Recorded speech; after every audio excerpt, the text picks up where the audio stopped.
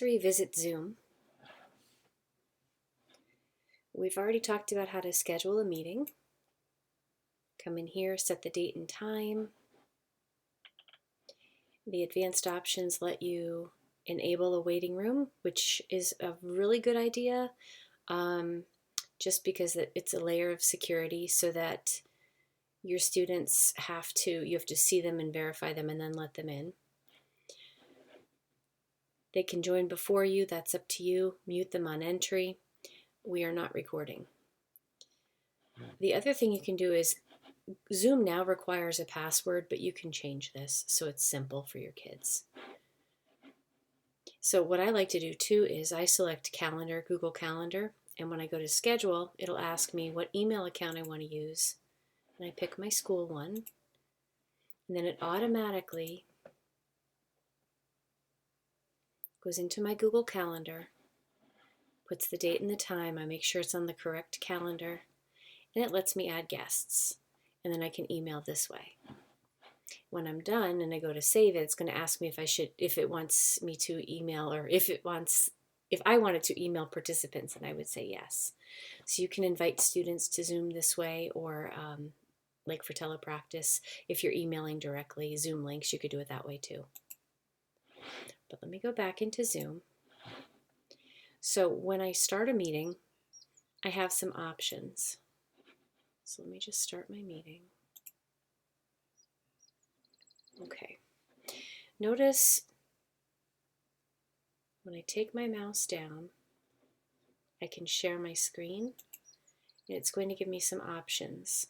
It's got a whiteboard for me to write on, and I've been through this with you before. It has every open application I have. I can hook an iPhone or an iPad to my Mac, but I'm going to pick just my desktop and share.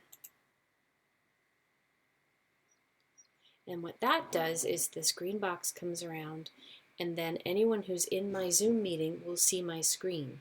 So if I have materials that I want to work on with them, if I pull them up on my computer, so if I wanted them to see this, I could pull this up and they could see it and work on it with me.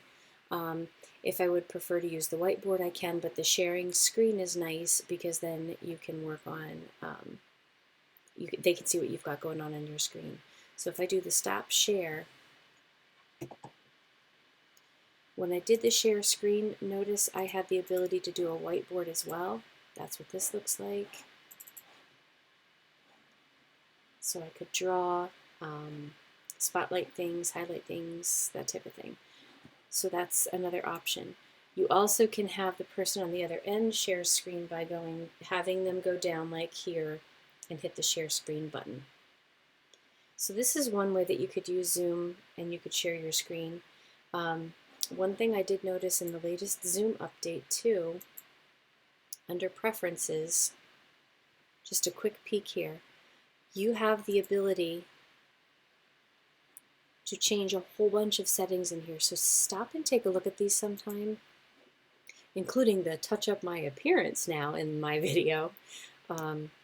This is kind of neat. If you have noticed in gallery view, it's hard to see so many people and you just kind of want a big snapshot. If you check this box, you can allow 49 people on your screen, which is a lot at once.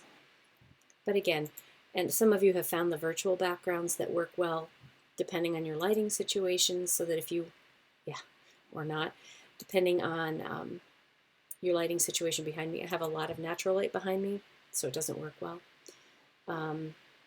Mirror my video means if I put something up, the other person sees it the way they're supposed to see it. And again, we're not recording. But just some quickie tutorials for Zoom here.